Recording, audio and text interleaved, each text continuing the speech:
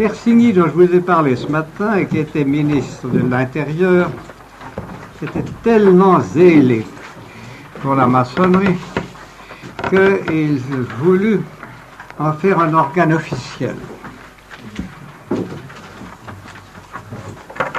Cela essayait donc d'arranger que la maçonnerie devint une institution reconnue en France. Et il a fait une demande au Conseil d'État dans laquelle il disait ceci: établi en France depuis 1725, la franc-maçonnerie n'a pas cessé de maintenir sa réputation de bienfaisance et tout en remplissant sa mission de charité, se montre animée d'un patriotisme qui n'a jamais fait défaut aux grandes circonstances. Tels sont l'ordre et l'esprit qui règnent dans cette association, qui ne peut être qu'avantageux d'autoriser et de reconnaître son existence. Pourtant, le Conseil d'État ne marcha pas et le Conseil de l'ordre maçonnique ne marcha pas. Mais ça n'empêcha pas le Second Empire d'imposer à la maçonnerie qu'ils aimaient un cadre très strictement bonapartiste. Et se sont déroulées ainsi une série de comédies dont je vais vous parler. Vous remarquerez que ces comédies, qui sont assez drôles, étaient un effort que faisait le Second Empire pour user la maçonnerie. Mais c'est en réalité, comme vous le verrez, la maçonnerie qui a usé le Premier Empire, le Second Empire, et qui a réussi, en fin de compte, à le rouler et à l'enterrer proprement après l'avoir enfariné.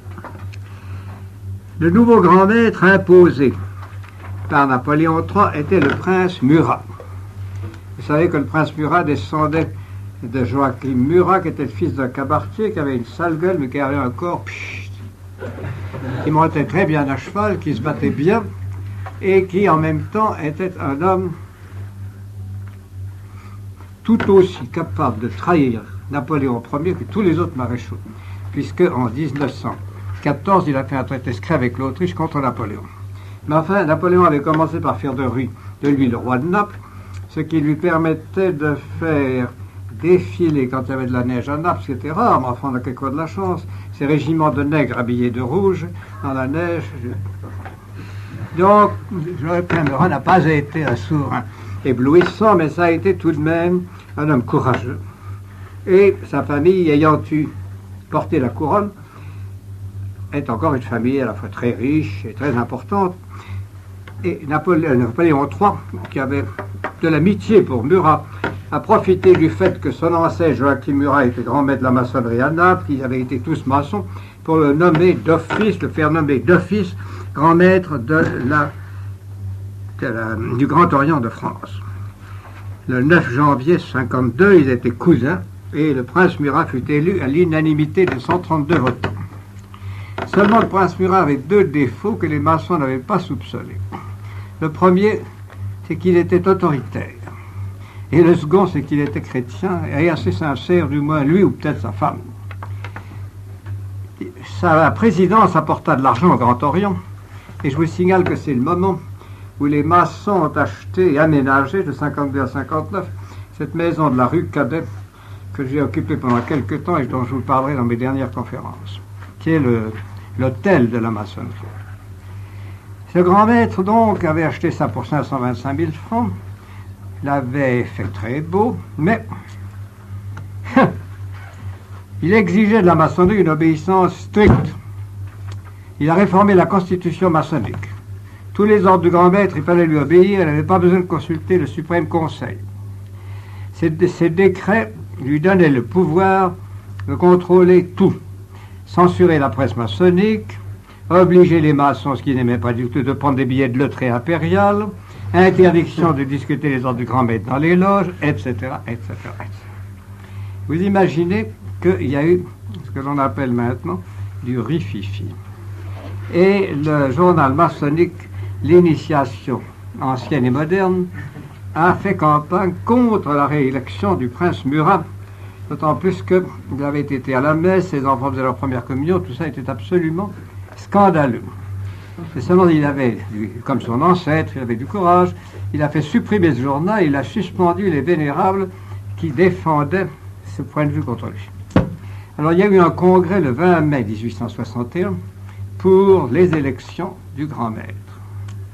Murat, qui savait bien qu'il serait en minorité, a fait un décret pour ajourner l'élection jusqu'en octobre 61 pour cuisiner un peu les gens. Les délégués n'ont pas obéi et ont élu un autre grand maître qui était le prince Jérôme Napoléon. Le prince Jérôme Napoléon était le prince non pas le plus fou, il y en avait le plus fou que lui, mais le plus goujat de toute la famille des Bonaparte qui avait beaucoup de goujats. C'était un gros grand homme qui touchait l'argent que lui donnait son cousin, mais qui en même temps l'insultait à toute occasion, qui affichait des idées d'athéisme, de républicanisme, et qui poussait tous ses amis à manifester contre l'Empire. On disait du reste, c'est un magnifique lanceur d'opérations politiques, pourvu qu'il n'en soit pas, parce qu'il n'est jamais des bêtises qu'il fait faire aux autres. Donc, c'était un prince, comme vous le voyez, courageux, loyal, bien bonapartiste. Bien. Donc, le prince Jérôme Napoléon, qui avait l'avantage de ne pas être chrétien, fut élu contre le prince Murat. Le prince Murat protesta, l'armée dut envahir l'hôtel, on échangea des coups, et le ministre de l'Intérieur, de nouveau, intervint, a suspendu toutes les autorisations de création de loges nouvelles, et il y a eu une belle bataille. Mais au fond, c'est l'Empire qui a cédé, parce que le 11 janvier 1962, Napoléon III a fait publier par son ministre de l'Intérieur un décret considérant les vœux manifestés par l'ordre maçonnique de France de conserver une représentation centrale. Le grand maître de l'ordre maçonnique de France, jusqu'ici élu pour 3 ans, en vertu des statuts de l'ordre, est nommé directement par nous pour cette même période. Donc, l'empereur avait l'air d'être le patron. Son Excellence, Monsieur le maréchal Magnan, est nommé grand maître du Grand Orient. Magnan était un soldat, un bon soldat, ce que l'on appelle dans l'armée une bonne vieille culotte de cuir, pas très éclairée. En particulier, il n'avait jamais été maçon. Mais enfin, en 48 heures, on lui a donné les 33 degrés qui faisaient lui un grand maçon. Et comme il ne connaissait rien à la maçonnerie, et qu'il avait un caractère plus facile que les autres, il avait tué pas mal de gens en juin 1948, ce qui ne le rendait pas très populaire dans les loges des bas degrés. Mais enfin, il était moins adroit que le prince Murat, et lui s'est contenté de vouloir réconcilier les maçons avec les maçons, c'est-à-dire faire rentrer les loges écossaises à l'intérieur de la maçonnerie. Mais là, il n'a pas réussi non plus. La maçonnerie, en effet, à cette époque-là, subissait une évolution.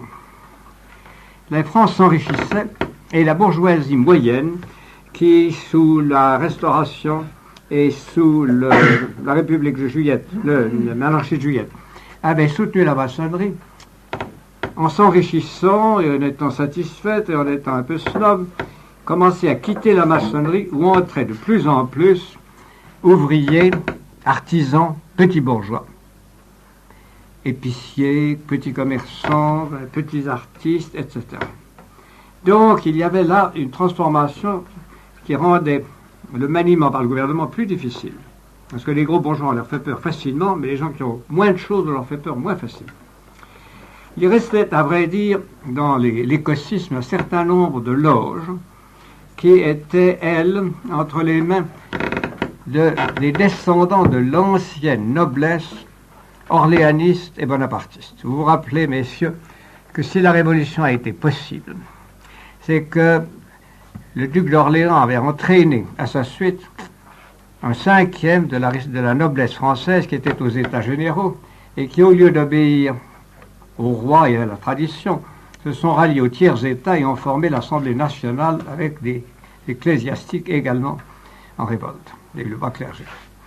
Donc ce sont les enfants de ceux-là, en général des gens assez tarés, comme la famille de Choiseul, qui à ce moment-là a eu l'horrible histoire du crime. je ne vous parle pas. Donc, il y avait des gens comme les Choiseul, il y avait des gens comme les Ségur. Les Ségur ont toujours été les profiteurs de tous les régimes. On ne dit pas ça pour aujourd'hui, mais je dis ça pour le passé. Donc, c'était ce genre de gens-là qui étaient dans les loges écossaises, et le grand maître, qui avait le titre de suprême commandeur des princes de la terre, était un certain universitaire qui s'appelait Viennet, qui était plutôt de droite en politique et tout à fait de gauche en religion. Il était un voltairien négateur. Il y a eu une bataille entre le général Magnan et le Viennet pour l'unification de la maçonnerie. On a échangé des insultes. Le général Magnan a publié un décret, le Viennet a dit que son décret était nul, et enfin l'empereur est intervenu, la Grande Loge est intervenue, et on s'est contenté de rester sans rien faire, ce qui est en général quelque chose de très commode pour les gouvernements. Puis Magnan a commis un acte définitif et qui l'a rendu beaucoup plus populaire. Il est mort en 65. Et alors, ceci a permis à la maçonnerie de remporter une victoire. Il a eu tout ce qu'il y avait de maçons à Paris dans son enterrement. Et en même temps, comme il était général de l'Empire, il a été enterré avec pompe à l'église, à une des églises de Paris, je crois que c'est Saint-Augustin, j'en suis pas sûr. Donc, ceci a fait un énorme bruit et a bien marqué le triomphe à cette époque-là de la maçonnerie sur l'Église catholique en ce qui concernait le gouvernement qui donnait toujours raison, comme vous le verrez tout à l'heure, à la maçonnerie sur l'Église dans tous les cas délicats. Ceci dit, la maçonnerie était tantôt d'accord, tantôt hostile au gouvernement. En effet, quand Napoléon III organisait en Italie avec Cavour, sur l'ordre d'Orsini, une révolution qui empêchait l'Italie, comme on l'avait d'abord pensé, de s'unifier sous la direction du pape, pour s'unifier au contraire sous la direction du roi de Piémont, lequel était un maçon, comme Cavour, comme Garibaldi, qui était leur agent, et qui était en même temps l'agent payé par les loges anglaises de gauche, et qui était en même temps aidé par la France. Tout cela, la maçonnerie applaudissait et les loges étaient ivres de joie. Également, les loges étaient très contentes de voir le gouvernement français donner une nouvelle impulsion à l'éducation laïque et antichrétienne. Vous savez que c'était l'époque où, au Collège de France, M. Ernest Renan donnait ses grands cours. Et Ernest Renan, qui était un homme intelligent et fin, et qui avait toujours un côté clérical, mais n'est plus du tout chrétien, Ernest Renan consacrait ses grands cours à employer des procédés subtils, mais des procédés assez efficaces, pour attaquer le christianisme en étudiant ses origines. Ces procédés étaient d'autant plus efficaces que, sous prétexte d'un esthétisme large d'esprit, il pratiquait la critique de tout ce qui, dans l'Église primitive, ou à peu près tout, de tout ce qui était spirituel. Et ses cours, et comme il parlait bien, comme il avait l'appui de la maçonnerie, avaient un énorme succès. Également, c'était l'époque où Victor Duruy était en train de réorganiser l'enseignement secondaire dans l'université de France. Victor Duruy était un universitaire, il faut dire, extrêmement cultivé, intelligent, et il réorganisait l'enseignement secondaire dans un sens qui aurait été tout à fait le sens, qui était tout à fait le sens des encyclopédistes.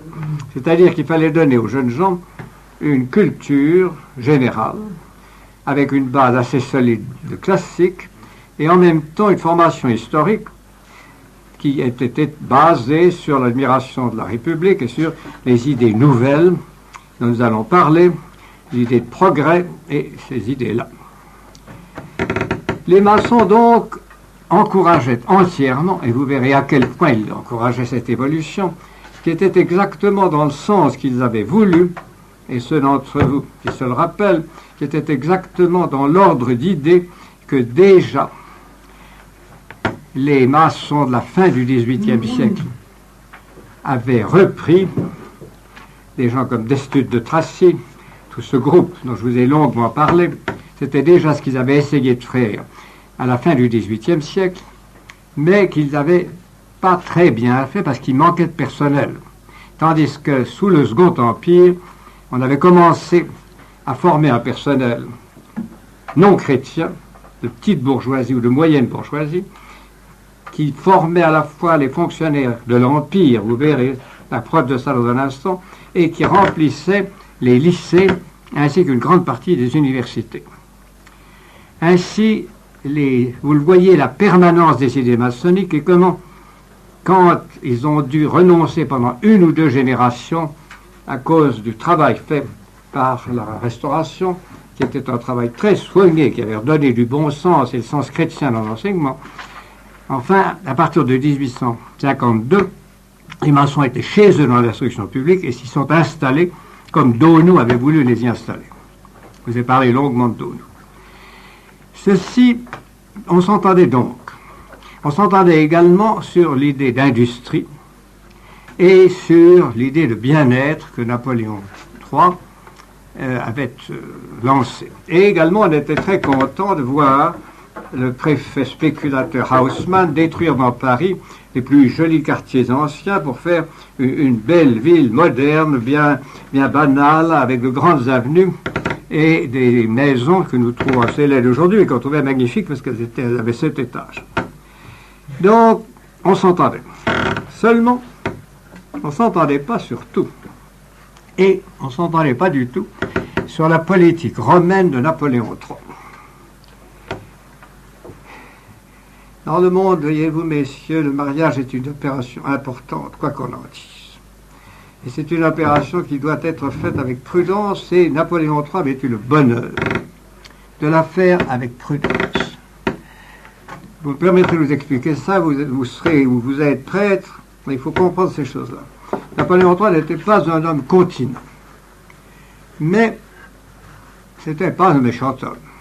Et une fois dans sa vie, il s'est trouvé en face d'une jeune femme qui était chrétienne, très belle, très charmante, et qui lui a dit « Sire, vous pouvez avoir des relations intimes avec moi, mais seulement si vous m'épousez. » Et comme elle le lui a dit 6 mois de suite, et que lui n'était pas continent, ben il a cédé, il l'a épousé.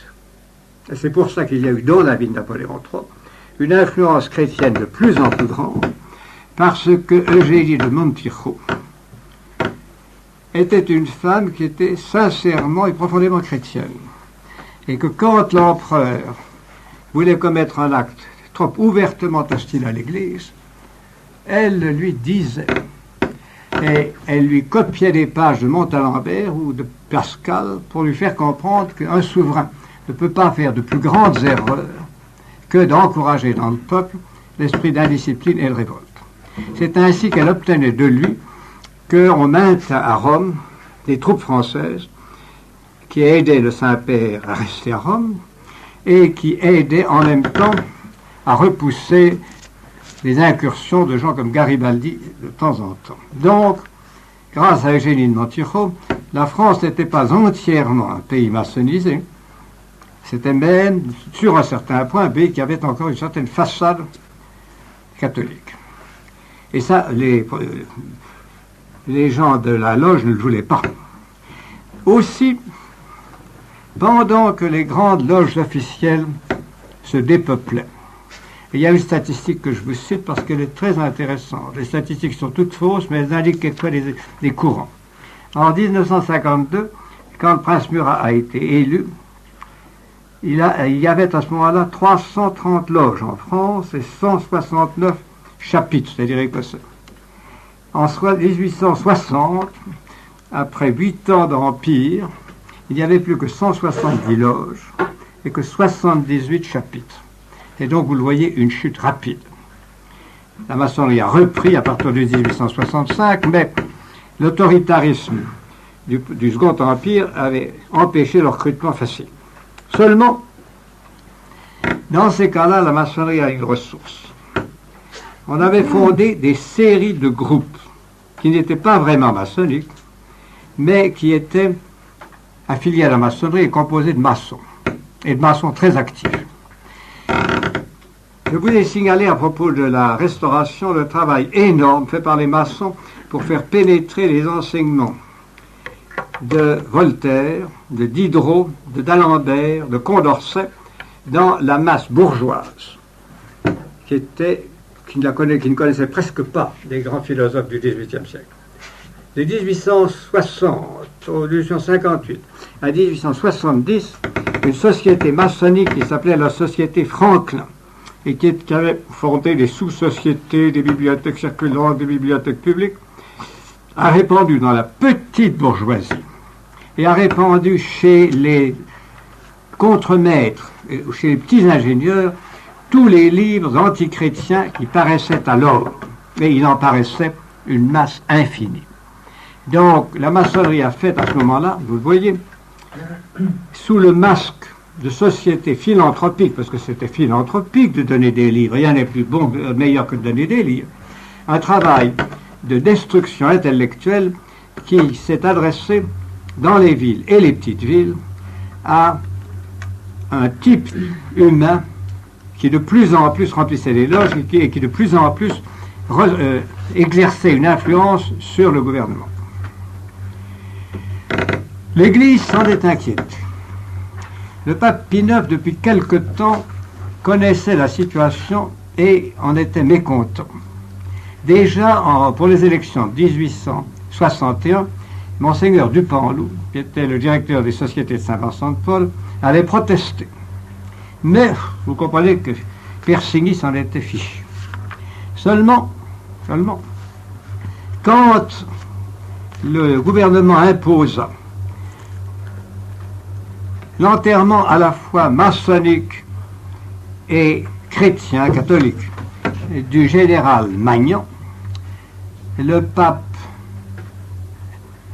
Pie IX eut un consistoire secret qui ne fut pas trop secret, dans lequel il prononça des paroles que je veux vous citer pour que vous voyez comment il avait su réagir à ce moment-là contre l'action tout à fait audacieuse et tout à fait impertinente du gouvernement français. Pie IX a condamné donc, dans son allocution en consistoire secret, ce qui s'était passé. Les termes étaient extrêmement vifs et désignaient très nettement aux catholiques les maçons comme coupables. Il ne s'en prenait pas directement au gouvernement, mais il s'en prenait aux maçons. Il reprenait l'argumentation de ses prédécesseurs, Clément XII et Benoît XIV, contre la secte. Et il mettait, alors là il se tournait vers le pouvoir civil, il le mettait en garde contre ces loups que le Christ, notre Seigneur, a prédit de voir venir couverts de peau de brebis pour dévorer le troupeau. L'impératrice a naturellement fait montrer ça à son mari, qui n'a pas été très content. Et pour vous donner l'idée que le clergé, malgré toutes les vertus qu'il possède, et malgré les dons qu'elle fait du ciel, n'est pas toujours aussi courageux qu'il pourrait l'être, je vous dirais que sur les 87 diocèses français, seulement 18 se font écho aux paroles du pape. Aix, Annecy, Autun, Avignon, Belley, etc. Il faut vous donner la liste si vous voulez. Donc 18 sur 87.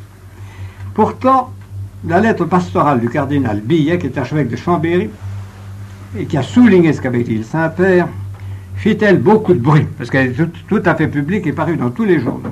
Mais alors, les maçons qui se sentaient soutenus par le gouvernement, eux aussi ont réagi. Les loges de Lyon, Lyon est un des grands centres maçonniques d'Europe.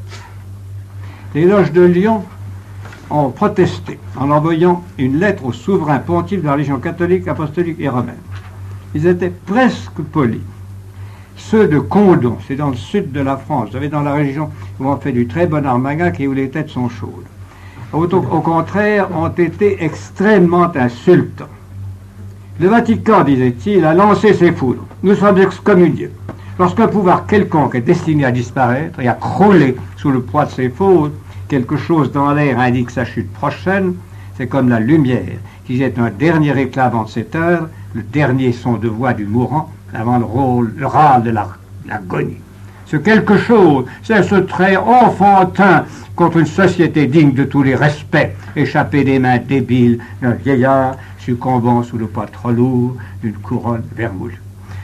L'image, vous le voyez, est une image maçonnique, elles sont toutes ratées. Parce que quand une couronne est en métal, elle ne peut pas être vermoulue. Ça fait, c'est au point de vue style que je vous dis ça. Donc, la bataille était engagée. Et certains évêques eurent un certain courage. L'archevêque d'Auch, connaissant la chose, a déposé une plainte au parquet. Et là, on allait voir comment le gouvernement, le parquet, vous savez, c'est la justice, allait réagir. Or, le gouvernement a laissé tomber. Et le ministre de la Justice a écrit à son subordonné ne pas donner suite à cette plainte, ni exercer des saisies. Je vous invite à donner des instructions dans ce sens à votre substitut de Candon. Pfft, fini. Et tout de même, on avait réveillé des esprits plus courageux dans l'Église de France, et il y a eu un certain chanoine de Reims qui a fait un beau sermon. Il a été rappelé à l'ordre par le préfet qui l'a convoqué. Les curés de Dax avaient fait également un sermon pour souligner l'action du pape, et le gouvernement a obtenu que son évêque lui passât un savon terrible. L'évêque d'Autun avait refusé de son côté, vers cette époque-là, d'admettre comme parrain d'une petite fille catholique un maçon public, comme publiquement connu. Il avait dit il faut qu'il rompe avec son ordre.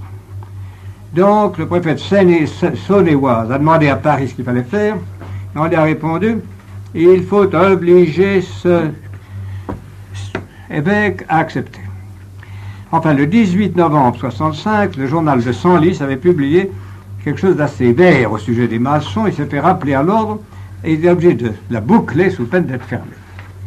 Tout ceci vous montre que le gouvernement était véritablement aux ordres de la maçonnerie. Et que le général Mellinet, qui avait succédé à Magnan, quand il y avait un pauvre curé ou un pauvre prédicateur ou un vénérable évêque qui attaquait la maçonnerie, écrivait directement au ministre de l'Intérieur pour qu'il soit puni et rappelé à l'ordre.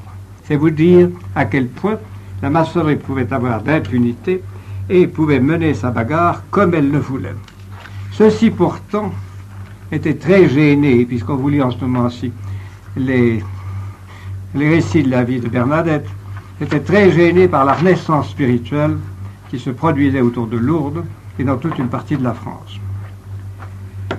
La maçonnerie, donc, était très puissante, mais en même temps, elle était très tenue à l'œil, jusqu'à un certain point, et c'est à partir de ce moment-là que, voyant ses loges diminuer, la maçonnerie, à partir de 1862-63, est de nouveau passée à l'attaque. Le convent de 1865 a abrogé tout ce que le prince Murat avait voulu faire. Le convent de 1865 également a préparé l'abolition du nom, je ne dirais pas de Dieu, mais du grand architecte de l'univers dans les actes de la maçonnerie. Le convent de 1865 a donné cette rédaction qui, vous le voyez, évitait de parler du grand architecte, en disant la franc-maçonnerie regarde la liberté de conscience comme un droit propre à chaque homme et n'exclut personne pour ses croyances. Elle a pour devise liberté, égalité, fraternité. La grande bataille au nom de cette liberté de conscience va se continuer, et en réalité, ce n'est pas une bataille pour la liberté de conscience, c'est une bataille tout simplement pour arriver à empêcher l'enseignement catholique et la propagande catholique. À cette époque-là également, il faut remarquer dans les loges qui se reforment et qui se multiplient de nouveau, un courant maçonnique extrêmement fort, un courant de violence antichrétienne extrêmement fort.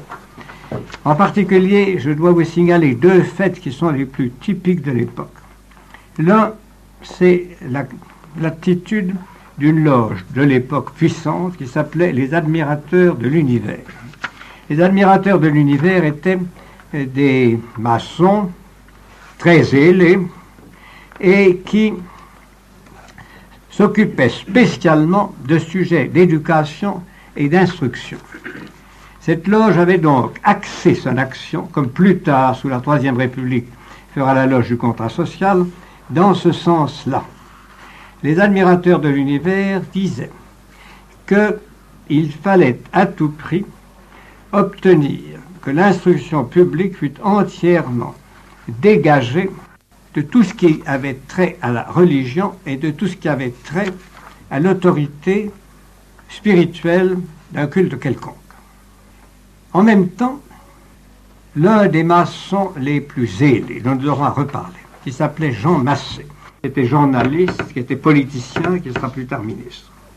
Jean Massé, donc, le 18 octobre 1866, a fondé une institution qui devait avoir en France et qui a encore une influence immense.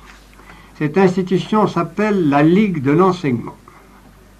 La Ligue de l'enseignement réunissait des cadres maçonniques très forts, auxquels on ajoutait toutes les personnes de bonne volonté, pourvu qu'elles fussent incroyantes, sectaires et un peu imbéciles.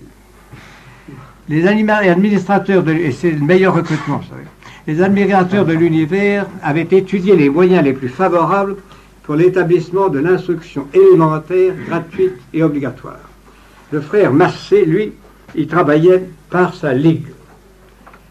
L'œuvre de la Ligue, quel était le programme? L'œuvre de la Ligue est bien réellement la mise en pratique des principes proclamés dans les loges, l'exécution de l'engagement que l'on prend en y entrant. Donc, liberté de conscience, liberté de culte, liberté des idées.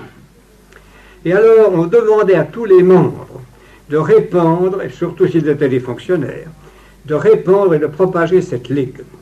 Cette Ligue avait comme objet de répandre dans le petit peuple, avec la société Franklin, dans les petits bourgeois, dans ces classes-là, le culte de la science, le culte de la raison et le culte de la libre pensée.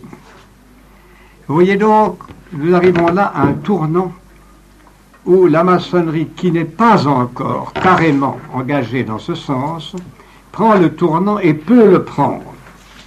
Pourquoi peut-elle le prendre? Eh bien, je vous ai déjà parlé des cours de Renan, je vous ai parlé déjà de la transformation de l'instruction publique par un grand maître de l'instruction publique qui était lui-même maçon d'Urville et que Napoléon III aimait bien, mais il faut vous parler ici encore d'autre chose. C'est que la pensée en France évoluait. Les milieux scientifiques prenaient une importance de plus en plus grande et toute une série d'écrivains et de philosophes, l'un des plus en vue fut Taine, T-A-I-N, qui ensuite a pris une autre attitude, pratiquait une doctrine qui était l'ancien positivisme d'Auguste Comte, c'est-à-dire une doctrine qui ne veut étudier et considérer comme vrai que les phénomènes observables de l'extérieur et d'une façon plus ou moins scientifique. En même temps, l'un des plus grands maçons de l'époque, qui s'appelait Littré, qui a fait ce beau dictionnaire, le meilleur de la langue française, Littré rationalisait tout cela et rationalisait les idées nouvelles qui se répandaient d'Angleterre.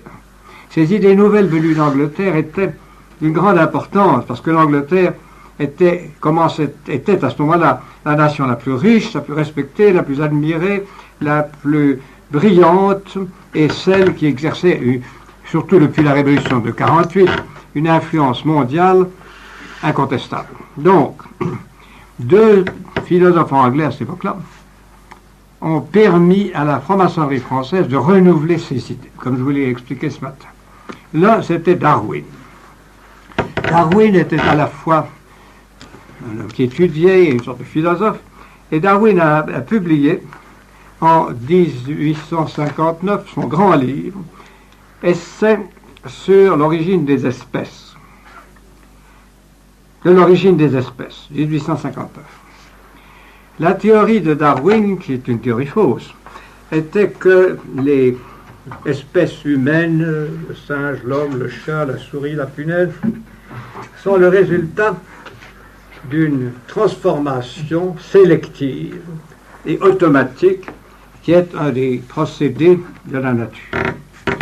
Donc, l'idée, c'est que la nature, avec un grand N ou un petit N, ou même mettre un petit N, produisait d'elle-même tous les échelons qui ont amené à l'homme et qui ont fait que l'homme est un cerveau différent de ceux des animaux, est une conception savante et logique différente de tout ce que les animaux ont, bien que certains animaux en aient l'amorce, et en somme que l'homme est non pas la créature de Dieu, mais le seul être qui puisse, par sa transformation continuée, telle que la nature lui permet de le faire, puisse devenir une sorte de Dieu. Et comme le disait Renan, ce n'est pas Dieu qui a créé l'homme, mais c'est l'homme qui peut créer Dieu. C'était une de ces formules de cette époque-là, qui ont été reprises, vous devez le savoir, par les soviets. C'est exactement l'idée soviétique. Tout ce monde d'idées que d'une façon plus ou moins à droite, et en tout cas avec une violence terrible, les soviets imposent encore dans tous leurs domaines, et dans tous ces malheureux pays qu'ils ont conquis, ce sont un ramassis d'idées de notre XVIIIe siècle et de notre XIXe siècle. Ils ont très peu inventé. Même Marx, ils ne l'ont pas compris. Quoi qu'il en soit, cette idée-là, que l'homme n'est pas issu du divin, mais est gros du divin, c'est l'idée qu'on trouve dans la maçonnerie et qui lie la maçonnerie avec le marxisme. C'est sur cette base-là que maçons et communistes se retrouvent d'accord. À la même époque, Herbert Spencer, qui était un peu plus jeune, donnait à cette idée d'évolution une forme plus philosophique et moins strictement physiologique. Herbert Spencer a été le philosophe qui a mis au point l'idée qu'avait préparée Condorcet, l'idée du progrès universel de l'intelligence humaine. Cette idée, qui est également fausse, est basée sur le fait que l'expérience humaine s'accumule et que, surtout depuis l'existence de l'imprimerie, des bibliothèques, l'expérience humaine, chaque homme, automatiquement, est plus intelligente que les générations précédentes et que ceci se continuera de génération en génération, en sorte que l'humanité de l'an 2000 sera suprêmement sage, suprêmement heureuse. Vous voyez, messieurs qui êtes ici, combien tout cela est ridicule, puisqu'enfin, il faudrait croire que vous êtes infiniment plus heureux que vos parents ou vos grands-parents, ce qui me semble dans beaucoup de cas n'être pas vrai, et vous verrez la vie que vous aurez, qui sera sans doute pas plus facile que la leur, ni, etc. Mais enfin, en 19e siècle, la science était encore jeune. On était ébloui par les chemins de fer, on était ébloui par les usines.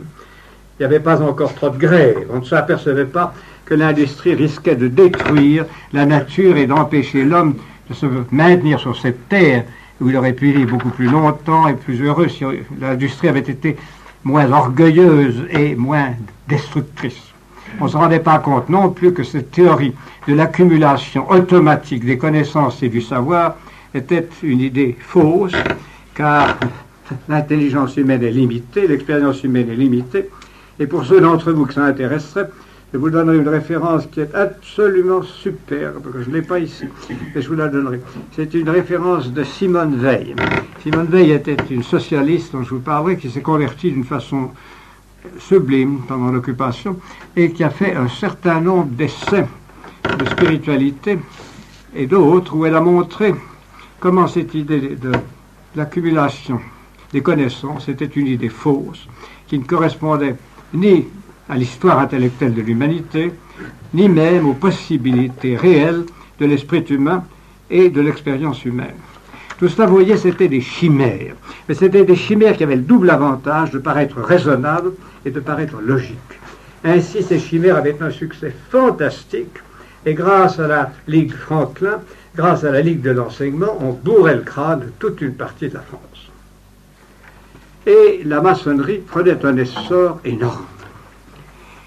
Essor qui était limité seulement, comme je vous l'ai dit, par la renaissance spirituelle d'une partie du peuple français. Seulement, la maçonnerie sentait de nouveau la vie affluer en elle. Et alors, une transformation également se produisait dans l'esprit non seulement des particuliers, mais des loges. Et voici quelle était cette transformation. Ce n'est plus la vertu et la philosophie et la bonne nature que prêche la maçonnerie. C'est la science, voyez, le progrès, l'édification d'une société nouvelle.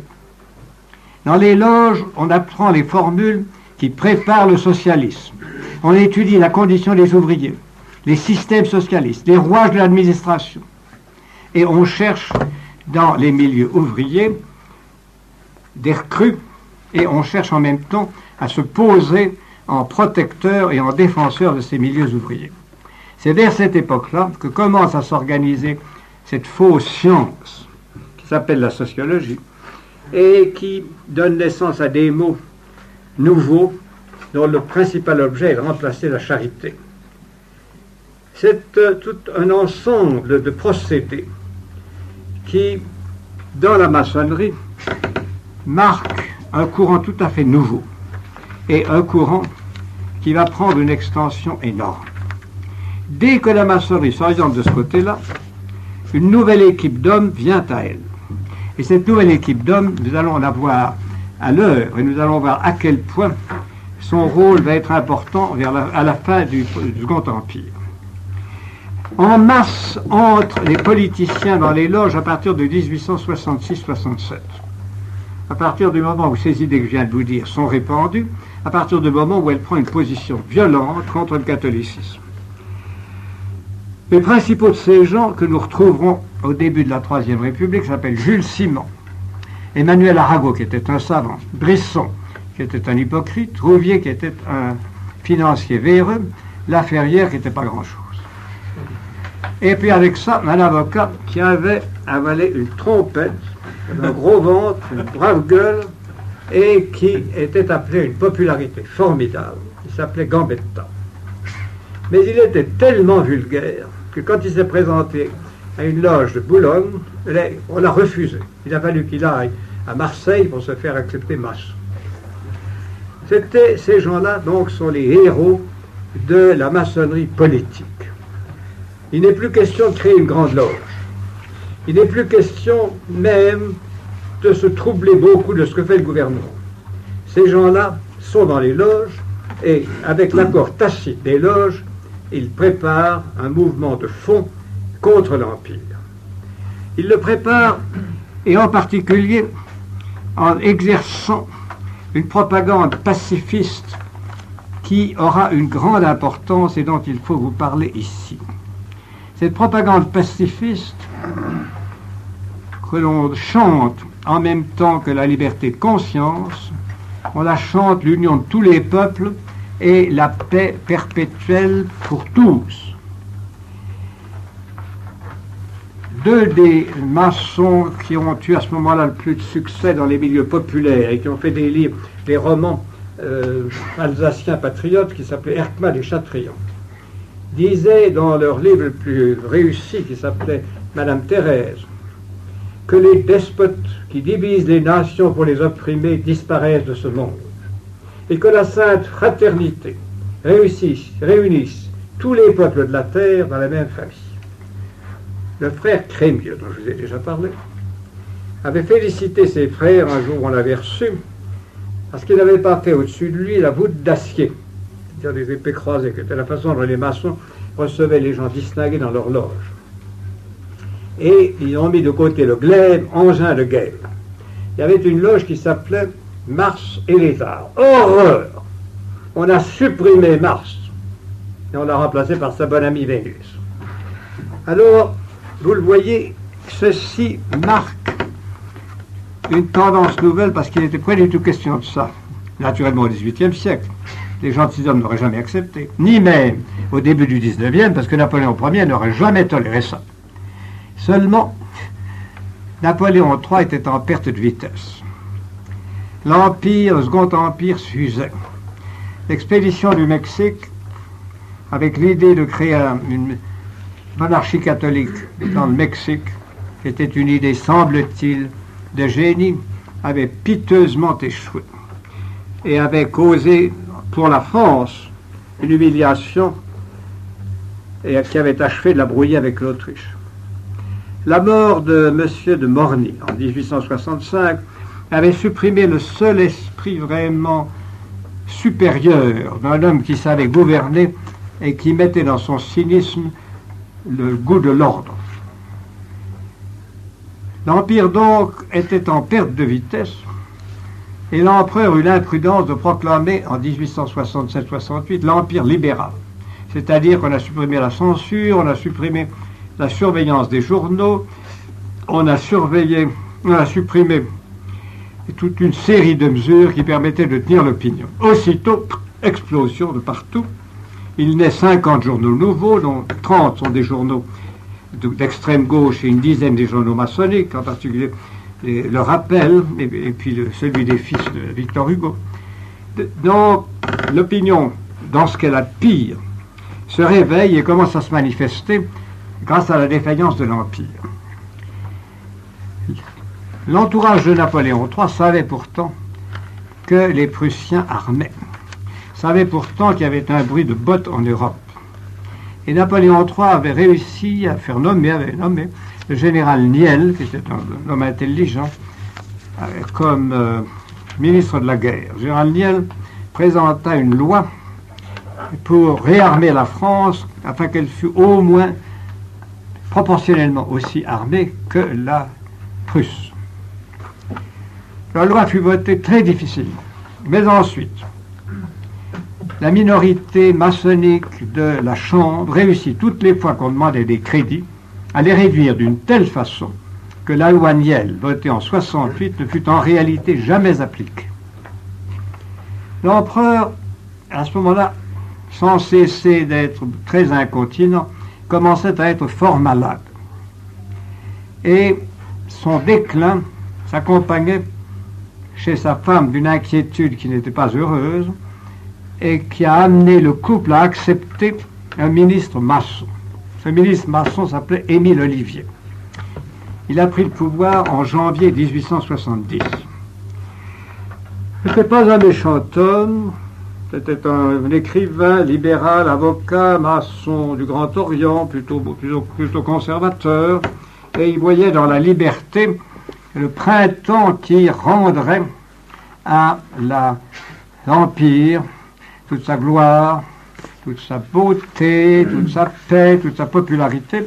Et en effet, on pouvait se consoler, puisque aux élections, les candidats gouvernementaux avaient eu 4,5 millions, mais on pouvait tout de même constater que les candidats maçonniques avaient eu, et les autres candidats de l'opposition, avaient eu 3,4 millions. Donc, il y avait une grosse opposition.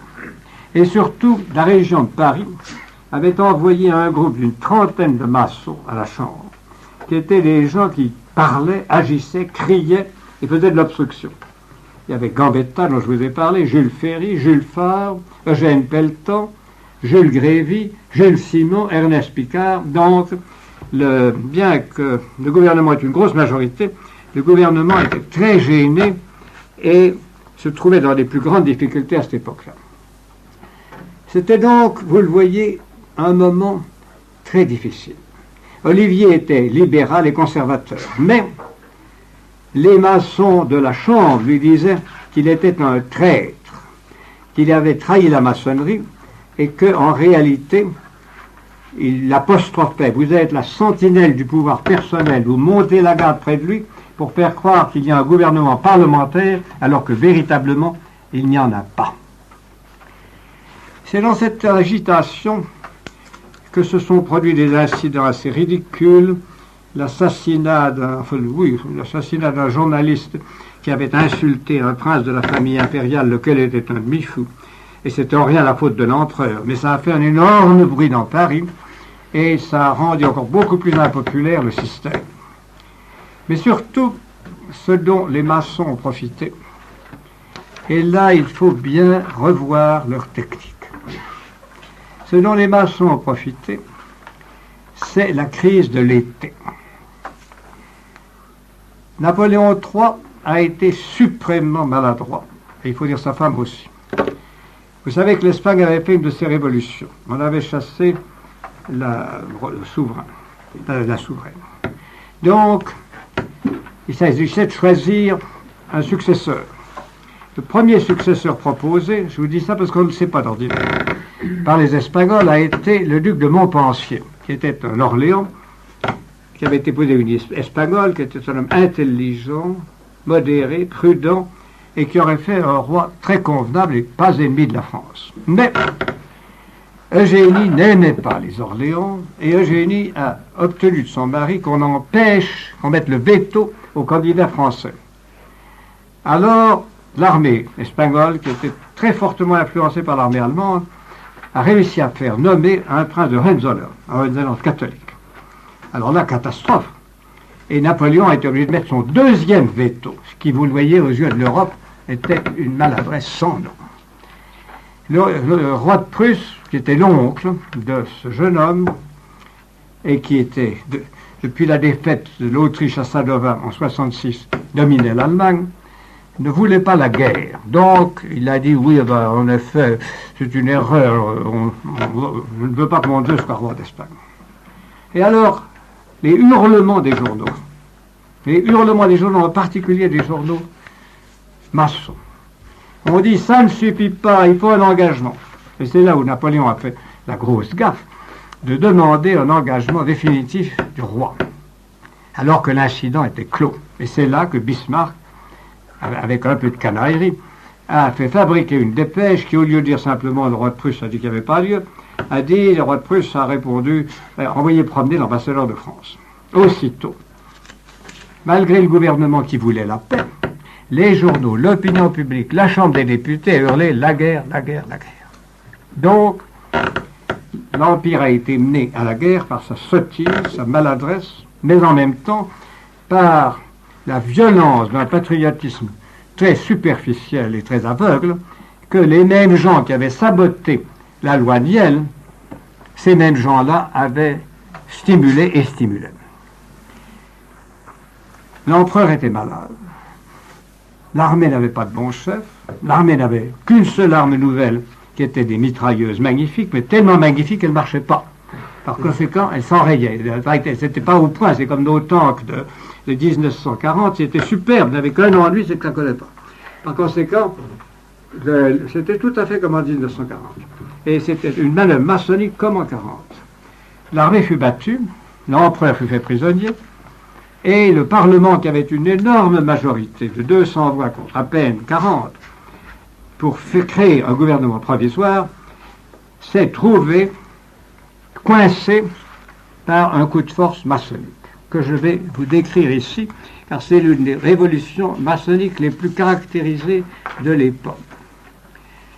Dans la nuit, on avait su la défaite de Sedan. Le matin du 4 septembre, le siècle, dirigé par le frère maçon Jourde, publia cette annonce. Rendez-vous est pris par des milliers de gardes nationaux pour se rendre sans armes à 2 heures devant le corps législatif. En réalité, ces gardes nationaux étaient encadrés par des maçons et par les groupes les plus actifs de la maçonnerie pour faire le coup de gueule. Et quand, à la Chambre, au corps législatif, on voulu discuter d'un gouvernement provisoire, une manœuvre du frère Crémieux créa un courant tel qu'il y eut une panique, comme en 48, et que l'on décida, eh bien, on n'a pas le temps, on va faire un gouvernement provisoire pour apaiser la foule.